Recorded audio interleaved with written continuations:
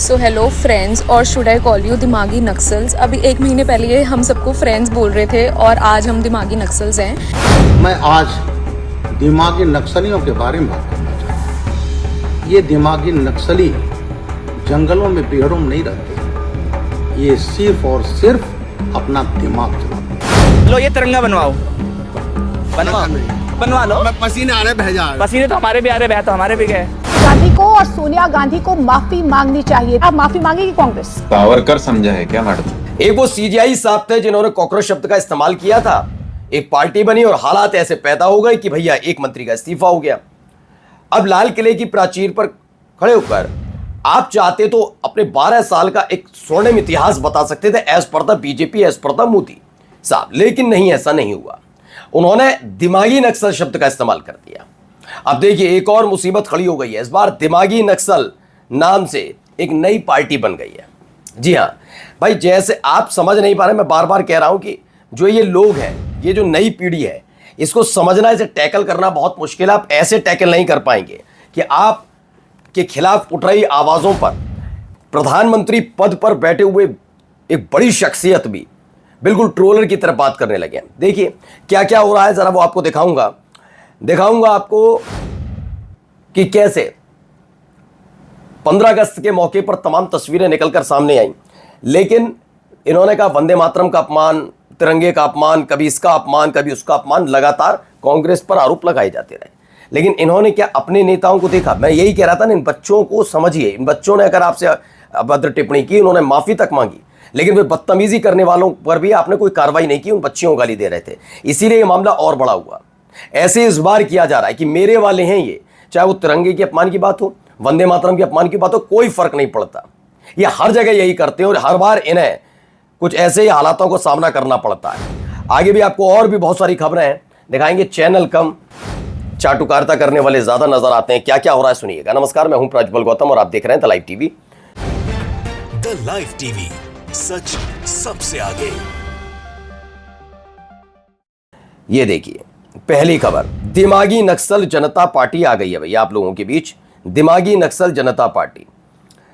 अब इस दिमागी नक्सल जनता पार्टी का योगदान जाता है नरेंद्र मोदी साहब को।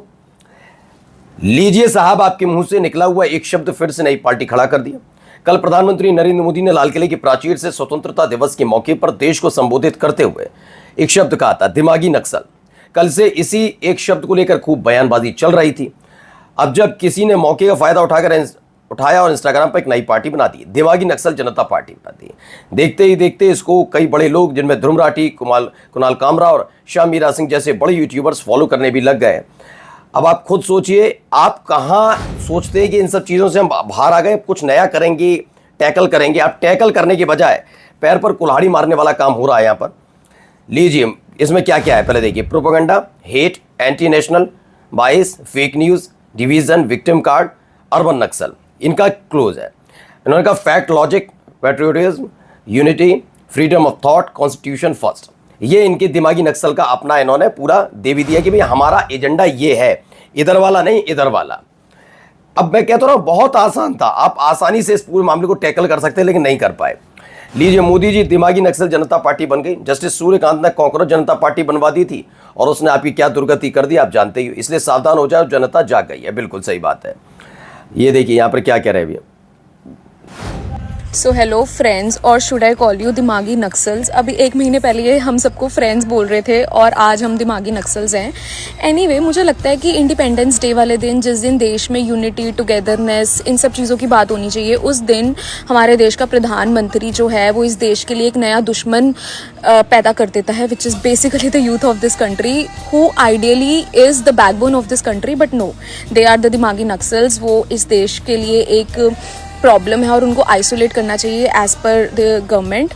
तो मुझे लगता है कि जैसा लोग कहते हैं ना कि तुमने खुद जिस रंग का चश्मा पहना होता है तुम्हें पूरा संसार वैसा दिखता है, तो मुझे लगता है इनके खुद के दिमाग में गटर भरा हुआ है, तभी इनको ये जनरेशन गटर जनरेशन लगती है। क्योंकि तुम्हें क्या बातें करनी चाहिए और तुम क्या बातें कर रहे हो, मतलब जहाँ इनको लगता है ना कि लोग इकट्ठे हो रहे हैं, यूनाइट हो रहे हैं और रियल प्रॉब्लम्स के बारे में बात कर रहे हैं, वैसे ही ये उनको लेबल कर देते हैं। ये कुछ ना कुछ, ये कभी एंटी नेशनल, कभी चाइनीज़ एजेंट, अब नया इनका सामने आया है दिमागी नक्सल्स, मतलब कितना ही तुम्हारे दिमाग। अब लीजिए बच्चे, अब जेंजी है, इसका जवाब दे रहे हैं। और यही बात तो लगातार अगर नॉर्मल थॉट पे सोची भी जाए तो बात तो यही है ना, आप कितना आसानी से किसी को लेबल कर देते हैं। और फिर मैं कह रहा हूं इस नई पीढ़ी को समझने के लिए बहुत मेहनत की जरूरत है। नए आपको लोग चाहिए होंगे, नए लोगों में एक नई टीम चाहिए होगी जो इस तरह की विचारधारा से मेल खाती हो। क्योंकि हिंदू मुसलमान करने वाले हमारे खिलाफ बोलोगे तो ये हो जाएगा टाइप की बात है नहीं। जैसे ऐसे लोगों को देखिए, ऐसे लोग रखेंगे तो क्या होगा। मैं आज दिमागी नक्सलियों के बारे में बात करना चाहता हूं। ये दिमागी नक्सली जंगलों में बेहड़ों में नहीं रहते, ये हथियार लेकर नहीं चलते, ये गोलियां नहीं चलाते, ये सिर्फ और सिर्फ अपना दिमाग चलाते हैं। ये शहरों में प्रोफेसर के रूप में, अध्यापक के रूप में, एनजीओ संचालक, बुद्धिजीवी, कवि, लेखक आदि रूपों में ये दिखाई पड़ते हैं। ये लेख लिखते हैं, ये कॉन्फ्रेंस करते हैं, सेमिनार करते हैं, और उन कॉन्फ्रेंस में, सेमिनार में मैं आपको बता रहा हूं ना, ऐसे लोग रखेंगे तो दिक्कत पैदा होगी। क्या कह रहे हैं, दिमागी नक्सल हथियारों का नहीं बल्कि दिमाग का इस्तेमाल करते हैं। हो सकता है डीजीपी प्रज्वल है, तमाम चीजें हैं, लेकिन ये बात भी हकीकत है कि जब ऐसे लोगों का साथ आपको मिलेगा तो यकीन मानकर चलिए और दिक्कत बदले। मैंने आप कह रहा हूं कि अपनी टीम बदली, टीम में ऐसे लोगों को रखिए जो वाकई इस बारे में जानते हैं और इस पर काम कर सकते हैं। आपको नया नया एजेंडा पकड़ा देते हैं, आप बहुत जाके बोल देते हैं, फिर नई मुसीबत खड़ी हो जाती है। अब जरा यहाँ सुनिए। आपके पास ये है, आप भी देशभक्त हो ना, तो आपके पास ये वाला फ्लैग है, इंडियन फ्लैग क्यों नहीं? मैं लाना भूल गया मैंने, और कैसे बनाई देखो मोबाइल में वीडियो। अच्छा, दूसरे का ले लेके बना रहे हो, बहुत बढ़िया। लो ये तिरंगा बनवाओ, बनवा लो। मैं पसीने आ रहे भेजा, पसीने तो हमारे भी आ रहे, बह तो हमारे भी गए। कोई बात नहीं, कोई बात नहीं, बोल दो मोदी जी की जिंदाबाद, मोदी जी की जिंदाबाद। क्या बात है, बहुत बढ़िया। बस समझ गए। भाजपा गमछा याद है लेकिन तिरंगा याद नहीं है। ये तेरा वाला वो मेरा वाला चल ही रहा है, तो क्या ही कहा जाए किसी से, है ना।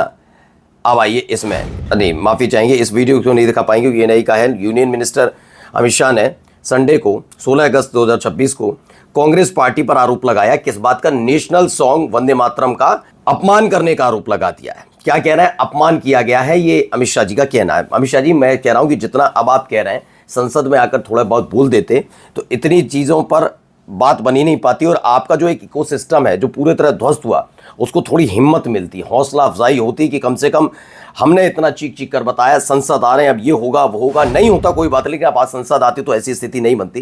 खैर ये आपकी अपनी मर्जी, आपकी अपनी पार्टी, आप अपना तरीका देखिए, लेकिन फिलहाल अब टाइम मिल गया है, अब बता रहे हैं कौन कितना अपन। इनको एक शिफुगा चाहिए, इनको एक जगह चाहिए जिसके चलते ये विपक्ष को घेर सके। ये छात्रों के बारे में भी सोच ही नहीं रहे हैं, ये नए जेंजीज के बारे में सोच ही नहीं रहे हैं। ये देखिए एक और खबर निकल के आई, क्या है, राहुल गांधी को और सोनिया गांधी को माफी मांगनी चाहिए। अब माफी मांगेगी कांग्रेस? सावरकर समझा है क्या मैडम? ये मुंह उठा के कोई भी माफी मंगवाता फिरेगा, हम माफी मांगेंगे, क्या समझ रखा है? एक बात तो बिल्कुल अब ऐसे ही जवाब विपक्ष की तरफ से मिल भी रहे हैं। विपक्ष अगर मौजूदा तौर पर देखूं तो ज्यादा मजबूत भी नजर आ रहा है, और इसीलिए थोड़ा परेशान भी हैं इस समय मोदी सरकार की इस पूरे चीजों से बाहर निकला कैसे जाए। खास बात यह है कि इससे निकला कैसे जाएगा, और नई नई चीजें इकट्ठी हो जाती हैं। ये देखिए, इनको सुनिए। सवाल ये है कि जब भी हम लोग बात करते हैं, विपक्षी यही कहते हैं कि भाजपाइयों को खुद भी राष्ट्रगीत नहीं गाते। देखिए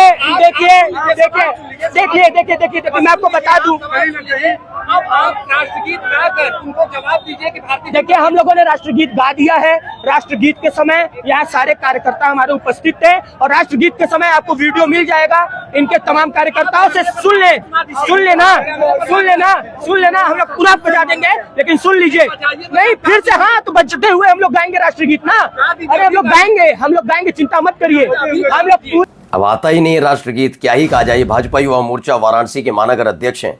मदन से जब पूछ लिया गया गा पाएंगे, तो हालत आप देख रहे हैं, दाएं बाएं साएं पाएं चल रही है बातें। और जाते जाते जरा देखिए क्या कहा।